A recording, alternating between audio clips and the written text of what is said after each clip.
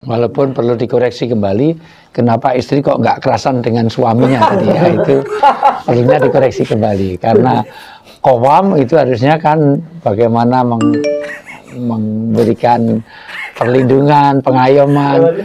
Kok lebih senang kepada bapaknya daripada kepada suaminya, itu kepada ibunya.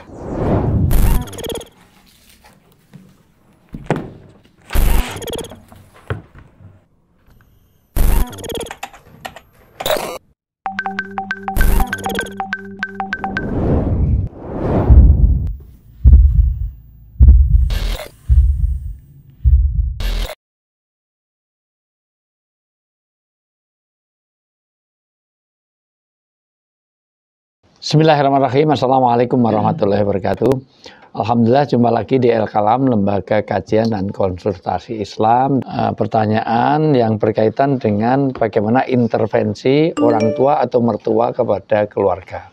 Apakah menurut pandangan syariat ayah dan ibu dari pihak pengantin laki-laki atau perempuan dapat ikut campur dalam persoalan-persoalan kehidupan anak perempuan atau laki-lakinya setelah menikah? Intinya adalah, apakah orang tua atau mertua itu bisa mencampuri urusan dari keluarga, dari anaknya atau menantunya? Nah, ini menjadi hal yang lazim terjadi, karena kadang-kadang kita punya anak itu lebih kepada anaknya simbahnya daripada anaknya bapak ibunya. Karena kadang-kadang ada yang lebih dominan kepada eyangnya. Ibunya melarang sesuatu, tapi ternyata simbahnya serba membolehkan. Atau dalam hal ekonomi atau dalam hal apa, kadang-kadang ada kecemburuan dari istri karena pemberian kepada orang tua lebih daripada kepada istrinya. Nah, intervensi dalam semua hal ini yang ditanyakan, ini kita perluas pertanyaannya, bagaimana intervensi orang tua atau mertua kepada keluarga. Baik pemirsa Al-Kalam semuanya yang semoga selalu dalam rahmat Allah Subhanahu wa taala. Baik, jadi intervensi keluarga besar terhadap pernikahan anak-anak mereka. Nah, ini sebenarnya sudah dipandu dalam Al-Qur'an. Jadi ketika melihat sebuah keluarga ini ya, keluarga besar ini melihat bahwa suami istri ini akan ada insyikok, akan ada perceraian, itu Al-Qur'an menyebutkan faba'atsu hakaman min ahli wa hakaman min ahliya. Maka utuslah, khitabnya atau yang diperintahkan itu rame-rame, maka utuslah seorang hakim dari pihak suami dan seorang hakim dari pihak perempuan. Jadi intervensi ini kalau tujuannya untuk mempererat malah diharuskan, bukan untuk memisahkannya. Tujuan mempererat malah diharuskan. Kalau dilihat dari pengalaman saya pribadi ya, nggak apa-apa men-share sedikit, mungkin bukan sok pengen di publik, enggak, pengen selalu pribadi. Jadi saat itu memang istri kita masih bocah lah istilahnya, masih 16 tahun lah, dari orang Jawa Barat, tepatnya Bandung. Saya waktu itu kerja di Bogor. Ya, lazimnya suami masih membawa istrinya. Ternyata di bulan-bulan pertama, itu kadang kalau seminggu gitu kan, satu pekan, itu udah inget sama bapaknya, inget sama emaknya. Terus bilang, sambil nangis, hayang uwi, katanya, saya pengen pulang. Nah, kadang saya kayak gitu agak bingung, saya nggak ngerti. Dan saya kan orang Jawa itu kalau istri udah ikut suami ya, udah nggak boleh mikir keluarganya, udah fokus aja sama suaminya. Nah kayak gitu saya langsung nelpon orang tua, nelpon bapak, ini gimana kok istri kok pengen pulang. Terus kemudian bapak pun bela mantunya, dulu ibumu juga gitu, awal-awal nikah juga pengennya pulang. Wajar ya. Nah ini kan intervensi, sehingga saya pribadi langsung, oh gitu toh, wajar toh, ya sudah. Terus kemudian kadang 1 bulan itu bisa sampai 3 kali, terus kemudian berkurang sekali, dan alhamdulillah sekarang bisa 2 tahun sekali nggak apa-apa. Nah, mulai cuma telepon-teleponan. Dan sekali lagi, kalau intervensi tujuannya untuk mempererat ya, bukan memisahkan, ini malah bagus, malah dipandu dalam syariat kita. Wallahu ta'ala. Walaupun perlu dikoreksi kembali, kenapa istri kok nggak kerasan dengan suaminya tadi ya, itu perlunya dikoreksi kembali. Karena qawwam itu harusnya kan bagaimana memberikan perlindungan, pengayoman. Kok lebih senang kepada bapaknya daripada kepada suaminya, itu kepada ibunya. Itu kalau pulang betah, Ustaz, nggak mau balik lagi sama saya, Ustaz. Lah itu, makanya dikoreksi kembali. Jangan-jangan itu atas dasar apa pernikahannya itu, ya itu. Saja mereka istrinya lebih tercukupi di sana daripada di rumah. Baik, ada tambahan lagi? Baik, pemirsa Al-Kalam, bahwa kalau rumah tangga itu dibangun atas dasar ilmu, maka keharmonisan akan muncul, ya. Termasuk tadi kalau bahasa intervensi orang tua kepada anak atau menantu. Sebetulnya konsep syariat watawasobil haq, watawasobis sober itu diantaranya adalah yaitu hadirnya orang tua ke anak dan lain sebagainya untuk kemaslahatan anak dan lain sebagainya. Itu sangat indah kalau keutuhan antara keluarga dengan orang tua itu terbangun. Yang jadi masalah adalah ketika kadang tidak didasari ilmu sehingga terjadi disinteraksi yang ujung-ujungnya adalah disharmonisasi di tengah-tengah keluarga. Itu yang kadang terjadi. Saya sebetulnya kalau ada masalah dalam sosial seharusnya memang orang tua itu membiarkan dulu biar diselesaikan. Kecuali kalau memang anak sudah tidak mampu untuk menyelesaikan masalah, orang tua hadir. Orang tua hadir. Kadang terjadi masalah.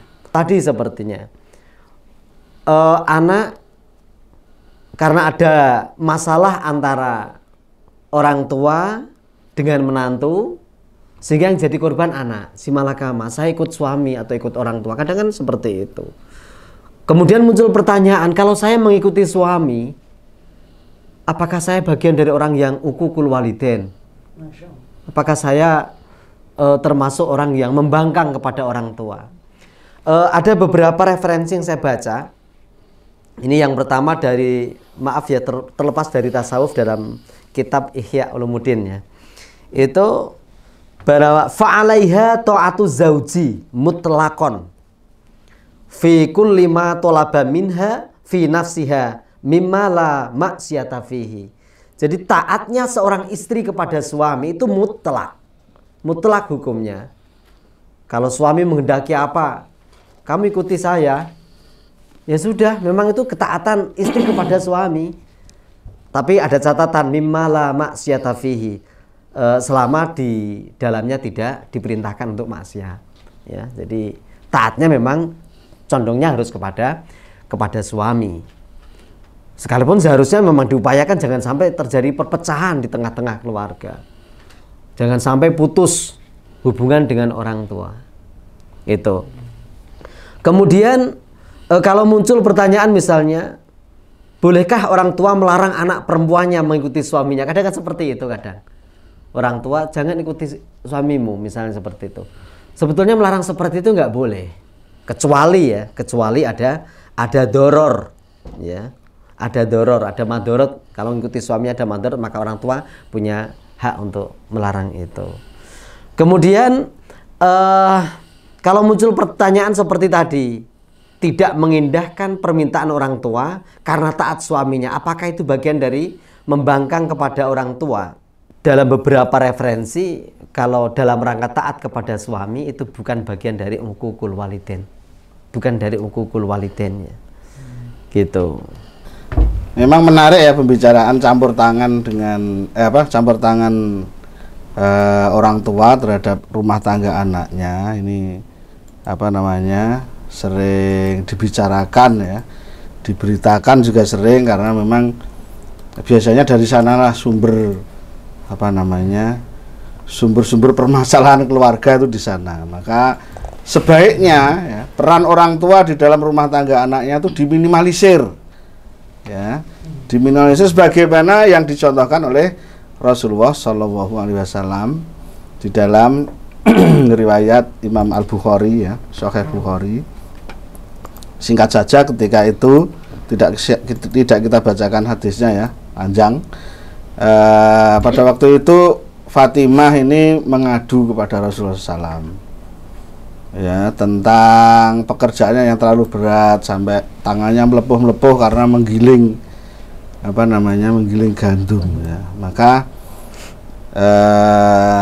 Fatimah radhiyallahu anha mengadu kepada Rasulullah SAW, Ali bin Abi Thalib itu dibilangi. Kalau yang ngomong Rasul kan manjur gitu ya, seorang Rasul, seorang kepala negara, seorang utusan Allah, ya pasti Ali akan menuruti, dicarikan tukang penggiling gantung, pembantu katakanlah begitu ya, biar dia tidak terlalu berat.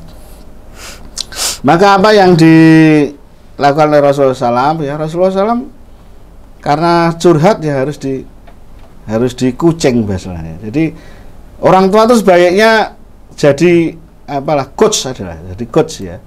Coach itu berbeda dengan apa Pak itu yang memberikan saran apa namanya? Konsultan. Jangan sebagai konsultan tapi sebagai coach saja.